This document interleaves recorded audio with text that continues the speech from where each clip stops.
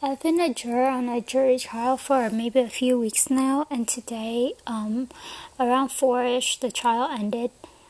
And my experience being a juror this time was not very good. So I wanted to just bring it up. Assault with a deadly weapon. Like a lot of the jurors' definition for it is just is the weapon or the object capable of inflicting deadly injuries or major bodily harm, right? So that was what a lot of people was going with, and so I brought up the question, so is a pencil a deadly weapon? And they said yes. And so, and I agree that if the definition is capable of causing like death or severe bodily harm, then yes, a pencil is a deadly weapon. However, when I reread the definition, that wasn't the whole definition. Like, taking out the extraneous part, let's just say all of it, okay? This is from my memory too. So something is a deadly weapon if it is inherently a deadly weapon, which a cane isn't. Inherently deadly cannot also vary from state to state, I believe. Like, for example, a gun is inherently deadly. However, a cane is not inherently deadly if used for the right purpose. However, so then the next part is that, or it is used in such a way that can cause death. Well, obviously, in my case, there's no death involved, so not that. Or great, like, bodily injuries, like major, non-minor, basically. So then we talk about that, and so I basically, taking out all of the extraneous information, my definition of, or how I interpreted that law, was that it has to be a deadly weapon if it is used in such a way that it can cause great bodily harm. And so from that definition, its usage is the main emphasis, not its capability of causing great bodily harm. So then in my mind, going back to the pencil, right? A pencil is capable of causing great bodily harm. However, if you're throwing the pencil, if you're like pointing the pencil at someone, if you're kind of like moving it back and forth, like right in front of their face, but still a few feet away, to me, that's not a deadly weapon. Because yes, it can hurt someone, it can harm someone, it can like cause probably pain to an eye if it gets like thrown into the eye or something. However, if the person just like basically move it back and forth, or is like throwing it, I would not consider it to be a deadly weapon. Now, if the person uses a pencil, go up to the person and basically try to poke at their neck, touching them or not touching them, it doesn't matter, then it would be like a deadly weapon to me, because it's like at their neck or at their temple or at some place that is, to me, dangerous. Not only dangerous but deadly, so that's my distinction. And so I told them about that, and I told them about how there's a severity. This has to be a deadly weapon, not just a dangerous weapon, but has to be a deadly. But then everyone keep on pounding me with this thing. They're like, well, it's dangerous because it can cause bodily harm. Like, what we're talking about, a cane here in the case. Like, what if he used the cane and poke it into the person abdomen and cause the internal problem, or hit the person on the back of the neck, or hit them on the head or something like that. Well, to me, there's nothing in the whole trial that points to that he was going to do that.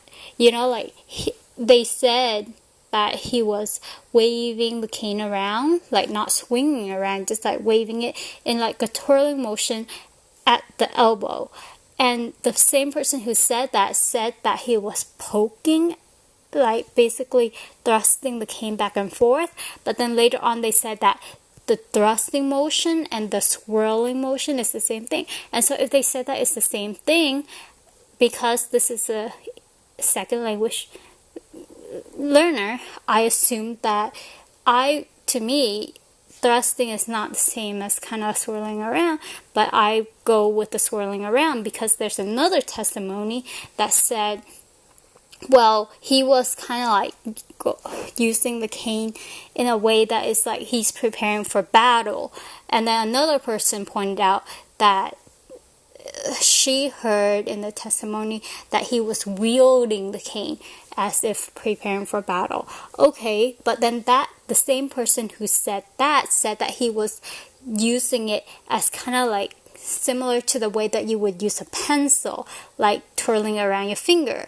So to me, that's kind of like a playful, kind of like a unintended act, like when he's angry. So he basically become very like he uses body language heavily, like he uses his hand and stuff heavily. And so it just goes to using the cane. The third incident that solidified for me that he did not like use it as a weapon, and definitely not as a deadly weapon, is that he basically, in one instance, the person or the accused walked towards the clerk, and he was kind of like thrusting the cane the similar way that I referred to it earlier. However, when he got into the store, he basically stopped at the door entrance and he didn't go further. The clerk, however, walked back into the cashier because he was afraid of being hit. So all that point to me that he was using the cane as an object of threat, not as a weapon, and definitely not as a deadly weapon. And so I can't bring myself to consciously agree with it being a deadly weapon, even though I was the only one who disagreed. And so it was really hard for me to talk to them because they were like talking over me. They were like they weren't letting me finish like what I had to say and listen to me out like from beginning to end. Like every time I say something, they come up with something like basically an attack, like something, oh, that's wrong because kind of like thing. And they just don't follow my logic through from A to Z, right? And so I even told them that it's logical, it's a reasonable conclusion to say that he could have used that cane as a weapon, like as a deadly weapon. However, it's also logical and reasonable for me to come to the conclusion that he only used that cane as a threat and not as a weapon. And in a court of law, based on everything that the lawyer talked to me or to the whole group at jury selection, they said that the defendant has the presumption of innocence. And so when two reasonable conclusions are reached and one of it is innocent, then you have to go with the innocent and you can't say that he's guilty. However, the people, they did not regard that at all. And now that I'm thinking about it, and talking about it, I really felt like if I just asked them, each specific one, is is the cane being used only as a threatening object and not as a weapon? If they each arrive at that as being a reasonable conclusion, then I had the ground to tell them that then they have to vote not guilty according to the principle presumption of innocence. However, I didn't ask each one specifically. I just said that that is the conclusion that I arrived at, and no one basically regarded that as anything.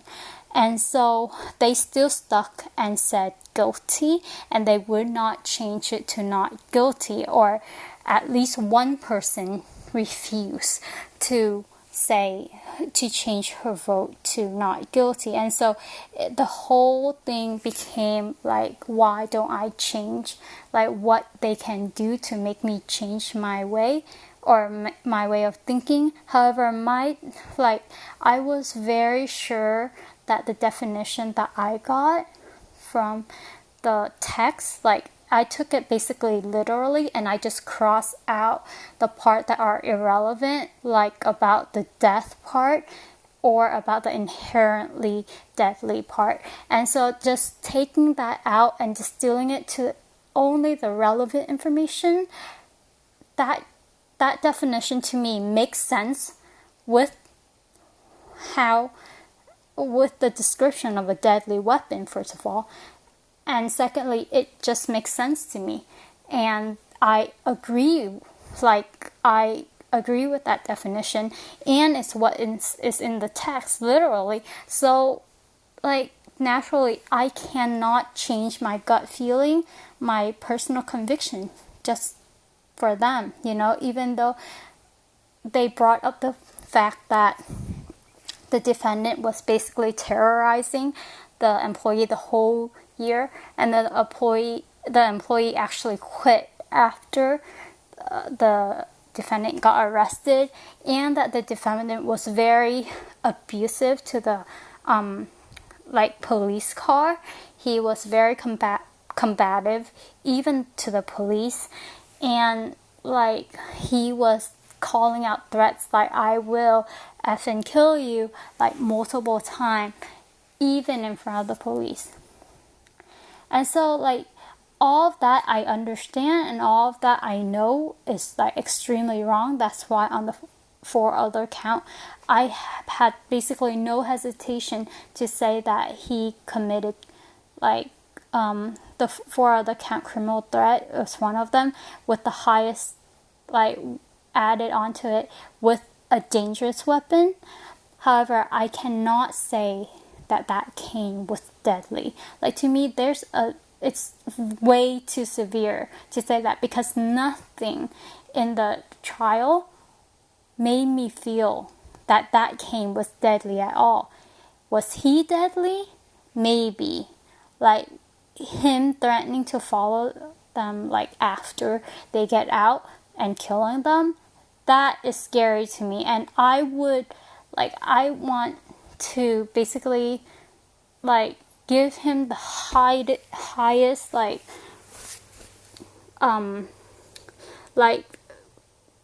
the guilty verdict, but add it on with the highest thing that we can add, which is dangerous weapon.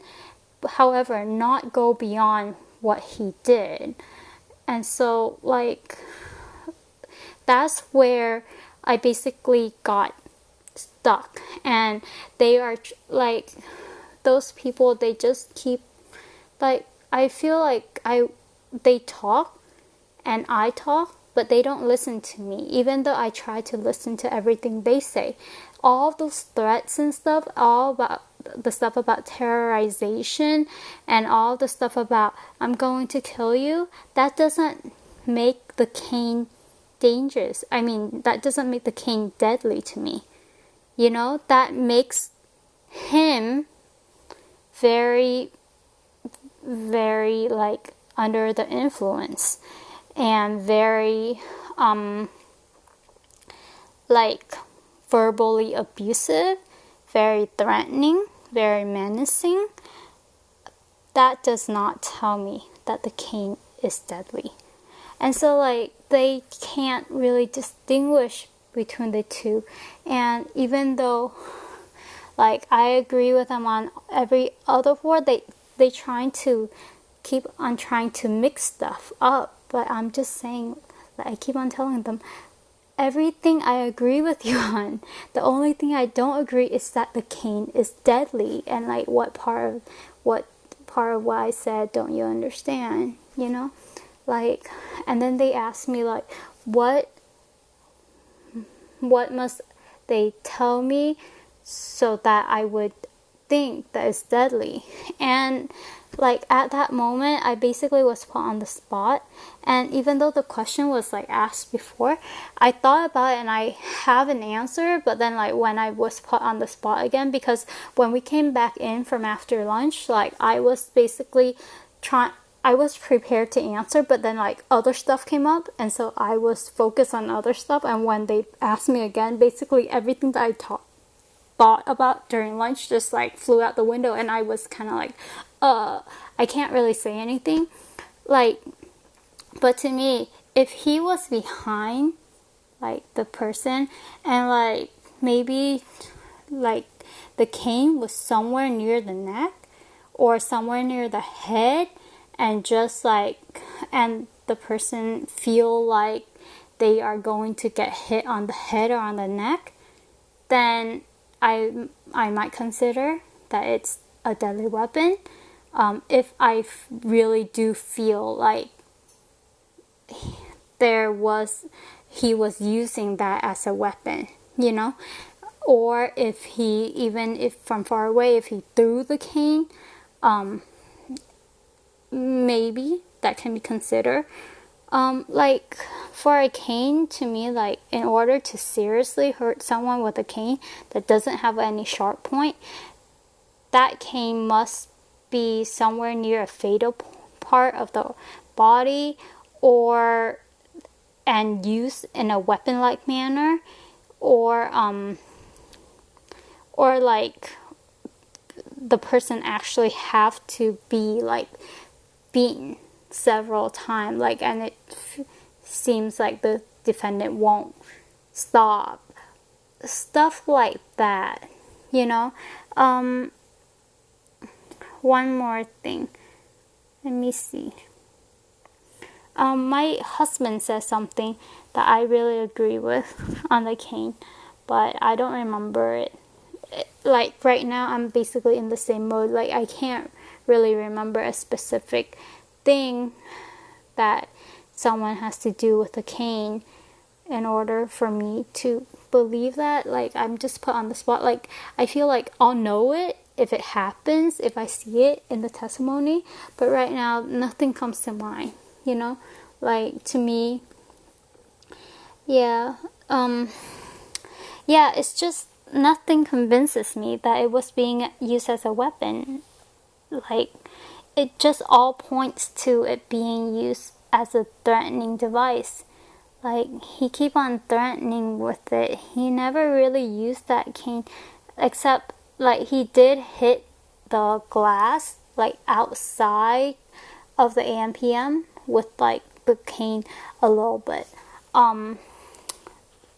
But like besides that, I don't see it.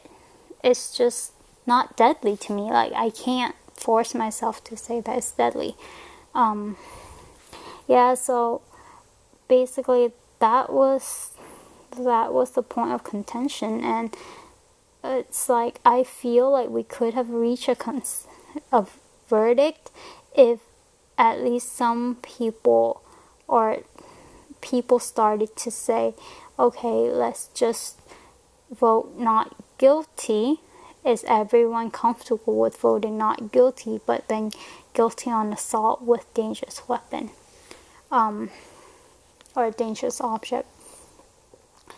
Yeah, so I was pretty bummed out, and like throughout the whole thing I felt really like attacked. Like I was almost like on the verge of crying because I can't really express myself. Like I felt like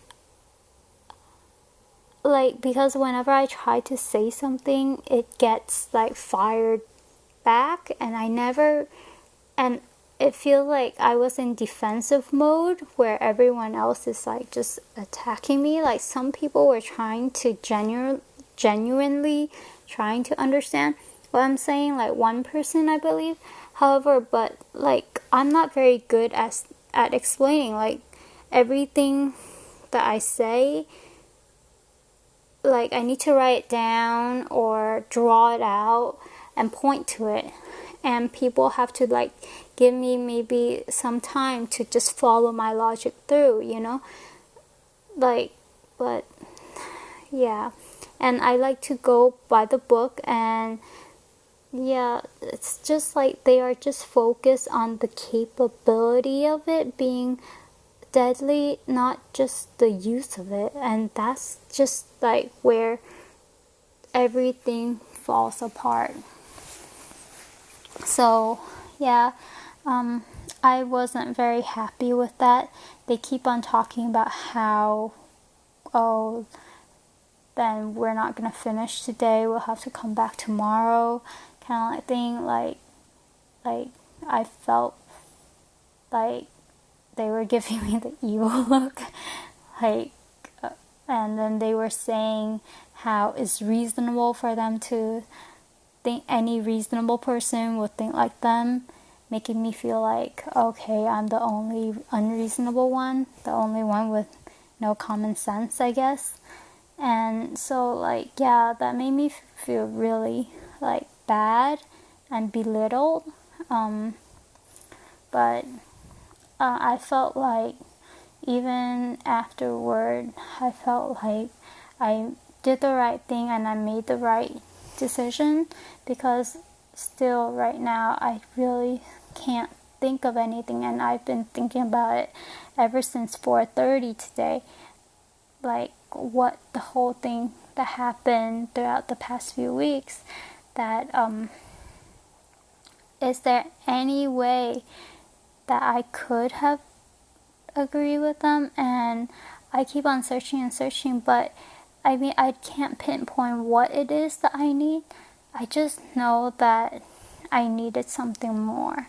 The prosecutor did not make me believe that it was deadly, and since I can come to another reasonable conclusion that fits with the facts, that fit with the evidence, I feel like I did the right thing and I did follow the law. Yeah, so basically that's it. Regarding the whole jury experience, like from this, I really feel like the American justice system has a really major flaw, and that is in its jury system and just the whole trial process. Actually, it's long, it's tedious, it's a lot of repetition, it's unorganized, and it's not collaborative, and it's very close. I understand that it's for privacy reasons. However, the closeness doesn't help in determining guilt, in sorting out facts, stuff. And like in the jury room, like there are questions, that come up that were answered with very generic, refer to the jury instruction, like answer, because the judge basically can't I guess he can't lead the jury to like follow a certain path, because then it's going to be interfering with her decision, I guess. However, like most of my questions are based on stuff that they talked about during jury selection. For example, presumption of innocence.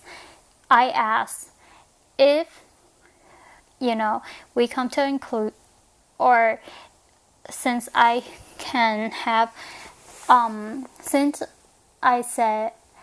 I arrive at the conclusion, that a reasonable conclusion that the cane is used only as an object of threat, and that there is another reasonable conclusion that it is used as a weapon, because of the presumption of innocence, I have to go with the one that says not guilty, right? I mean, that's something that they talk about in jury selection. They talk about that. They say it's the law, you have to follow it. So it's the law. They've interpreted that for us. So why, when we have a specific case, they can't tell us that yes, in that case we have to go with not guilty? You know, like I don't understand the difference. Like, why during jury selection they tell us how to think and what to think? Like, this is the right way to think and this is the wrong way to think. You have to follow the law. If no evidence is given, if you don't hear anything from the prosecutor, you have to say that he's innocent. So why can't they confirm that when we are in the jury room? You know? Secondly, in order so that everyone can be on the same page and I can basically have a foundation to start talking about my points, I asked, basically on my distilled definition, I just asked, can you confirm that is this an accurate definition, like an accurate distilled definition of what it is that the book states? And so in order to say that something is a deadly weapon, not only do we have to say that it's capable of being a deadly weapon, that is also used in such a way that we think that it's deadly. Like, why can't he answer yes or no to that? You know, like stuff that we have to prove in order for a deadly weapon. Yes, it's not spelled out. Like, there are elements of it, but then those are elements that some people put more emphasis on and some other people don't put emphasis on any of it. Like, basically 11 of the jurors put emphasis on the capability part. Only me put emphasis on the use of how it's used part. And how it's used part to them is irrelevant, it's extraneous. But to me, it's very important on how it's used. So then, like, why can't he say yes or no to that? Like, it's just the law. He's the judge. He knows what interpretation is correct. He's been overruling or sustaining objections, so he is the one who can't interpret the law. So why do we have to interpret those kind of stuff by ourselves? I thought that the jurors are just people who take in the facts, the evidence, and to determine which facts is believable or not. They're not supposed to say what the law says to them. They're supposed to follow the law too, and they're supposed to be under the law. But then if they don't have any legal training and legal experience, how can they accurately make informed decision if they can't agree on the definition of the law? And so the law is being interpreted and reinterpreted in every courtroom, like, I guess jury courtroom especially, by lay people who have very little exposure to the law, and I don't feel that it's right for that to happen. Maybe there is a reason that I don't know about because I haven't been to law school. However, right now, that's truly how I feel, even as a lay person. Like, I go in and I guess since I'm a tester, I need everything to be accurate and very, like, no conflicts, you know? Like, bugs exist because there are conflicting requirements. And yeah, I can't expect that from a man-made law book. However, at least there has to be a person who has authority to interpret. For example, if my bug exists, I go to my manager or the team leader, the lead developer, who's also my manager, and I asked him, so what do you mean by this? And he tells me how the system should behave and how to test it, especially when there are multiple ways that we could have defined the functionality and multiple ways that could be used. Like my way, I would think it might be better, but there are cases that he knows of that the other way is a better use and maybe more frequently used by the user, even though it's a little bit more inconsistent. And so I'm a tester, so I deal with that stuff constantly, and I don't need 100% consistency, but I do need an authority to go to when there are stuff that I don't agree, or not I don't agree, but I just don't understand. Like, what should I put weight on? How should I handle this specific scenario, not just general, So like it all comes back to like they've been trying to lead us to think in a certain way during jury selection. And once we're in the jury room, basically we can turn 180 degrees on our back and just not consider a presumption of innocence or anything. No one will know. Basically, it's whatever goes in the jury room. It's just the jurors who will know. And it's just really, I don't agree with that at all. Especially since I consider maybe half of the juror, or maybe less than half, that I'm with for this case, they weren't really 100% there. I saw some people who didn't even take notes. They were extremely confused on the facts, even though from the testimony, like, it's very clear about 2 of the incidents. The other were a little bit fuzzy. However, at least 2 incidents were very clear and very detailed. And they didn't even get those 2 right. Like, they didn't comprehend most of it. They didn't have the notes to refer to it. And it's just, I guess, for me, if I was a manager, I would look at those people and I would say, you kind of weren't there. You didn't really pay attention. You didn't really make an effort to give it a fair trial. I believe in a fair trial. Not only do you have to follow the law when you're making a verdict, you also have to really pay attention to the details. Not just in general what is going on, but in detail, especially for a case like this where the details is very confusing because the dates are all messed up. And people testimony, they were referring to a certain date and then they changed their mind and referred to it as the second date. If they were taking note, they would have known. Like they would have been able to follow, especially if they're a good note taker. And which I proved to most of the jurors that I was a very good note taker. And my notes, there's another person who also took note pretty well. And she had some ambiguity in her notes. And then later on, we had it reread back to us. And she basically, from the second time listening to it, she changed her note. And it matches up with mine, like 100%, like for that incident. So, and we both arrived at the same conclusion. So I know that if another person can take note and does take note, that most of the stuff that we understand will match. And so there wouldn't be all these problems. Like, the problem is that those people, they just sat through the trial, basically.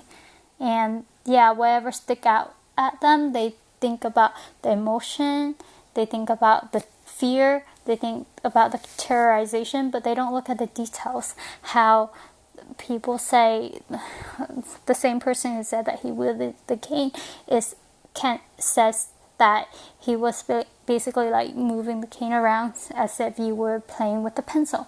I mean, those kind of details, tell me that it's not deadly, or they keep on saying that, yeah, he held up the cane like at the elbow and stuff, blah blah blah blah, but he didn't strike.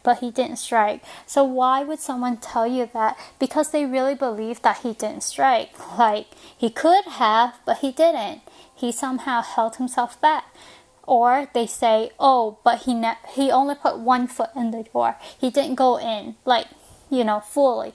Like, he just put one foot in the door, and he kept on cussing and he kept on threatening, but he only put one foot in the door. Because, yeah, they were telling the truth, and they wanted to make sure that we understood that, yes, there were threat and there were kind of poking motion, but he didn't advance further. Even though he could have, but they believe that he didn't advance further.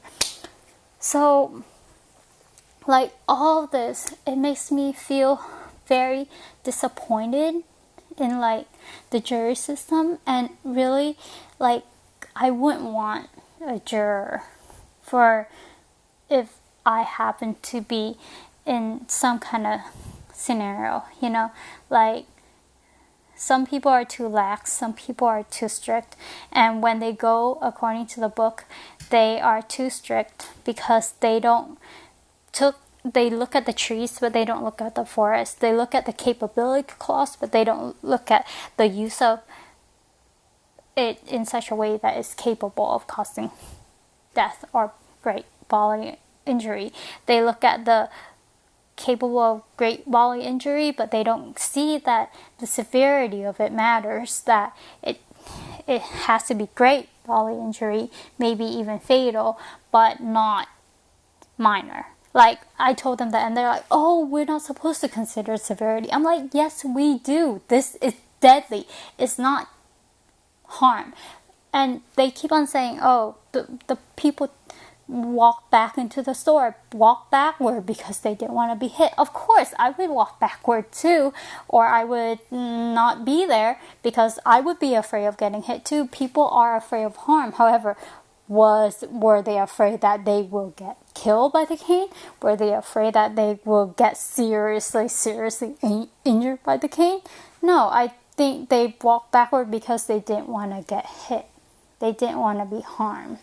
And talking about, like, the resigning, like, I didn't remember to bring this up, but seriously, in my mind, there's no doubt that they resigned because of the verbal threat, the threat that he will come after them, that he'll get out and he'll come back at them, that he will find them and kill them. Those are the threats that made them resign. Because I didn't remember this, but previously I worked for a bank, and I actually had to call on someone who I felt was doing fraudulent transaction, and he was super nice to me. However, because I called him in, I had a sustaining fear that either I caught the right person or I caught a wrong person. However, either way, I was afraid that they will come and find me and try to stalk me and try to kill me, because this is a crazy world and I don't know what they're gonna do. And if it's only me, I'm not afraid, but if they try to harm my family, then I don't really want that for my family. So that's why I quit that bank job, and I've never been in the teller business ever since. Like, I was 1 month away from getting my teller certificate, and I just basically up and gone. I'm like, I'm never going into this field again, so don't even give me a certificate. So, that's a sustaining fear. However, it's not because that he did something menacing to me or he threatened me. He was actually very nice to me, but I had a fear because that's just something that possibly could happen, that theoretically could happen, that's an imaginary thing. Was it reasonable? It could be reasonable, but given the facts, it wasn't. So, based on reasonability and the presumption of innocence, like, if we take that into this case, it would have been unreasonable to say that he was a deadly guy. The same thing. If we take the facts of this case, it would be unreasonable to say that it's a deadly king.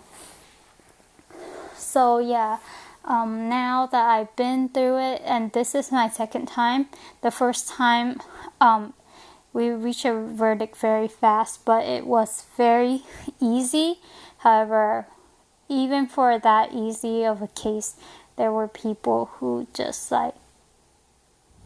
wanted to get it over with. Like, they weren't completely there, they weren't paying attention, and they did not interpret the law correctly, according to me. Even though we did eventually, it's an easy decision, so we came to it. But yeah, so the two incidents, the first one and this one, really, I felt like the first one wasn't a fluke.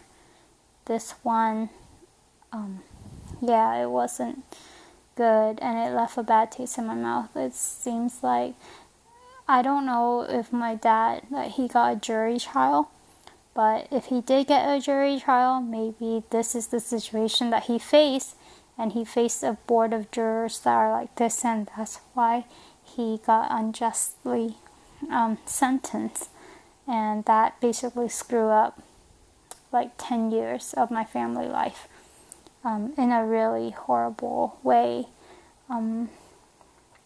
So if he got a jury trial, I could now see why that happened to our family. So yeah, I'm kind of disappointed in the justice system. Another thing that I'm disappointed with is that there's no collaboration, as I said earlier. I wish that it was more open, and the people or the witnesses can come in. They tell us everything that they remember in chronological order, not according to questions, so that they don't get messed up because they don't understand the question. They just say everything that they want to say about the case. It's not gonna take a really long time for that. Or you can just tell them, start where you want and where you want. And then after they do that, we write it all down, put it on a board, and then the judges and the attorneys can go in and basically deliberate and cross out whatever that is hearsay, whatever that shouldn't be there. And so that will be a big chunk of it cross out, because hearsay can't be in there. After that, then the attorney can ask follow-up questions, and this is follow-up questions to clarify certain parts that they want to clarify to prove their point of view. So then after that, then go back again, cross out all the hearsay, all the stuff that shouldn't be in there, and then iterate until both parties are okay with it. Then that final draft will go to the jury, and the jury will of course be here for the whole entire process. So I was thinking maybe that will take a while, but not as confusing as this, the current approach. I don't think it will be as confusing. I think it will be clearer. Because it's pretty easy, it's pretty fast to just cross off stuff. We don't keep on having to refer back to try to understand which incident the witness was saying, which incident the prosecutor and the attorney is talking about, stuff like that, right? Okay, so then after that, then the jury will then be there for the whole process, and then maybe draw up a timeline, or no, that's more of a jury job to basically determine what fits where. However, it's easier to follow like that, and then the jury will deliberate, and when the jury have questions that pertain to the law, that there is concise answer, especially for specific like specific count scenarios. And of course, like, both attorneys can be there and agree with the judge that, you know, what he's saying is not leading the jury in a certain way, but it's just answering according to the law, right? Or the judge can help the jury to rephrase the question or something like that. Stuff like that, I think, will help with the selection process. I mean, with the whole trial. And for the jury selection process, if they like just have kind of like, you know, talk about all the elements, talk about the stuff that is needed to prove,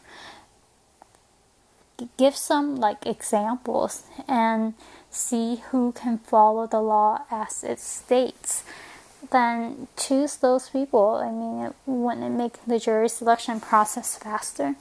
I think, like, I remember vaguely, I didn't look it up yet, but we have the right to trial, and not just only a trial by jury, but it's like a fast and speedy trial. And for someone to wait a year to listen to witness testimony about something a year ago, that is very long to me, and it's very like inaccurate. And so how do we know what is true anymore? You know, like, if it's speedy, like within a few days of the incident we get to it. It's just the system is so big and so cumbersome, so much paperwork going back and forth, so much legal proceedings, like rituals basically to go through, hoops to jump to actually get to the heart of things, that it's just, it doesn't make sense, you know, anymore. Yeah, well, it's very depressing. Like, after this thing, I was very depressed because I thought about my dad, how he might have gone through something similar. And I thought about, you know, just the whole process, the inefficiencies, the miscommunication, the ambiguities, and how people really can't. The law is given to the lay people to interpret, and it just all without assistance, and all of that just made me very depressed, especially how I feel like there's 11 more people in the world that thinks that I don't have common sense, or I'm not reasonable and stuff like that. It's just, they basically were looking down on me. So that made me very depressed. And so I just went home. I just lay down, and I just thought, actually, when I went home after the trial, I went on Google, and then I searched up those incidents, and I did find like 4 or 3 out of 4 of the website that I searched on really did make me solidify like what I thought was true to be true. And so that helped somewhat, but still, I was kind of depressed. Afterward, like, I talked to my siblings, and yeah, I don't know if it's the way that we were raised, or because the word deadly has a more significant impact or importance to us, but my siblings agree with my definition, and they also agree with my verdict. And I didn't tell them what I chose before I asked them, but they came to the same decision that I did. And my sister talked to me about how she was a juror too, and maybe half of the people weren't really there also, and they just went along with the flow, or they went with the majority.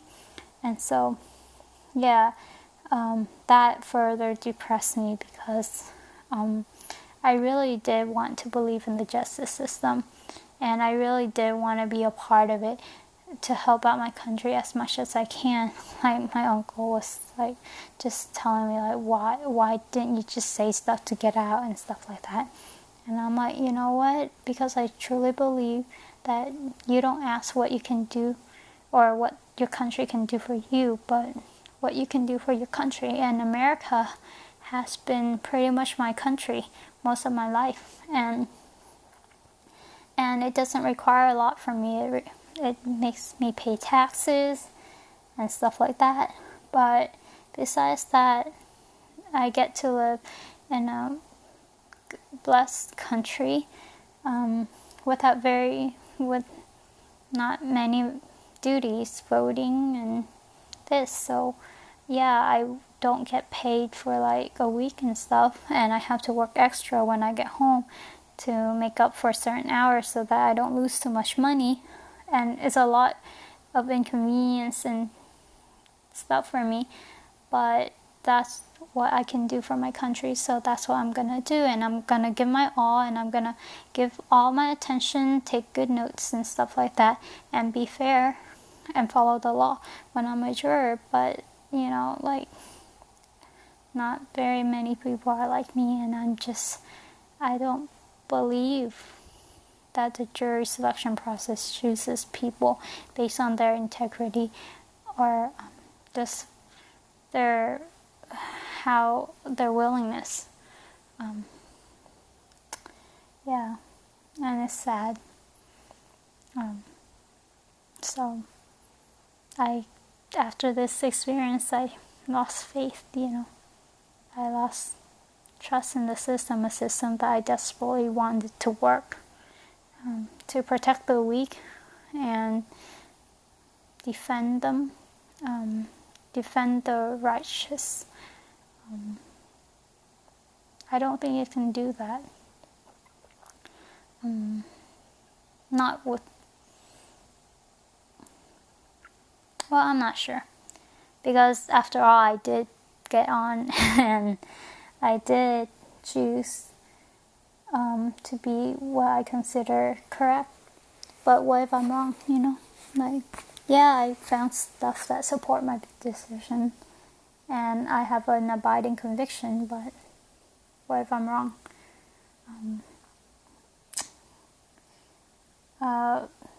Yeah, I really wanted to convict him on all counts, and so I really wish that people would change their vote to not guilty to go to assault with dangerous weapon. It's just, I'm bummed out that I couldn't, because I truly do feel that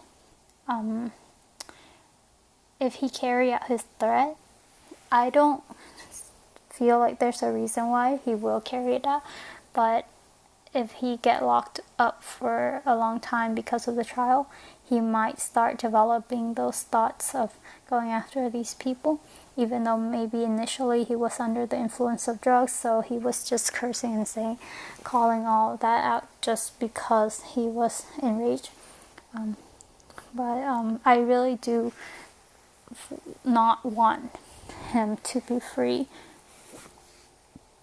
for the stuff that he did. And I really did want to convict him on all 5 counts, but I can't. So I'm bummed out, and so I'm gonna contact the court and try to get, try to keep myself updated and maybe find out what the sentencing is. The sentencing is going to be in February sometime, so hopefully the sentence, I trust the judge to pass a reasonable sentence, so hopefully he'll consider everything and make the sentence worthy of the crime. But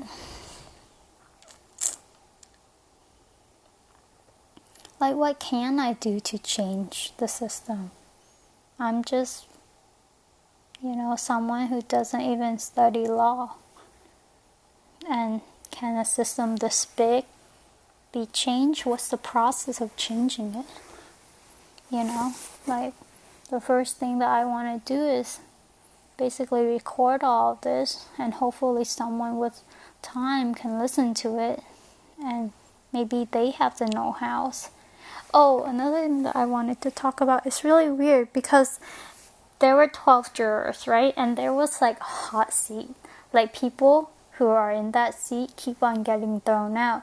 And then eventually when it comes, like I was the last set of people to get called up. And everyone who got called up with my turn got removed. And I was set as the alternate.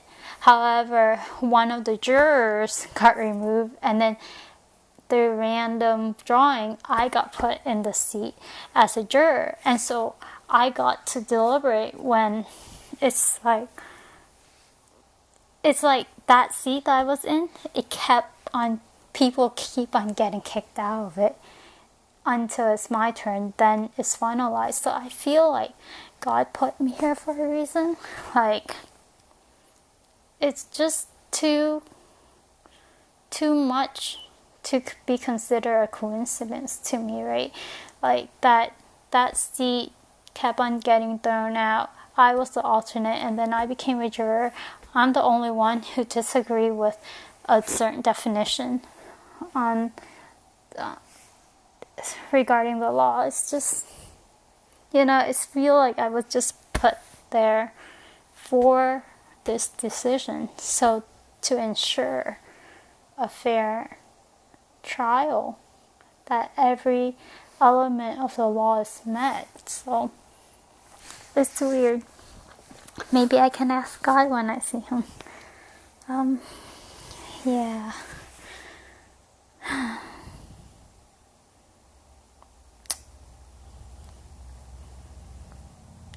Yeah, I don't know. I guess I got everything out of my system. I guess I got everything that I wanted to say and all the changes that I hope would take place out. I can't really remember anything else to say. My mind is blank right now, so I think that's all. I'm gonna not talk anymore.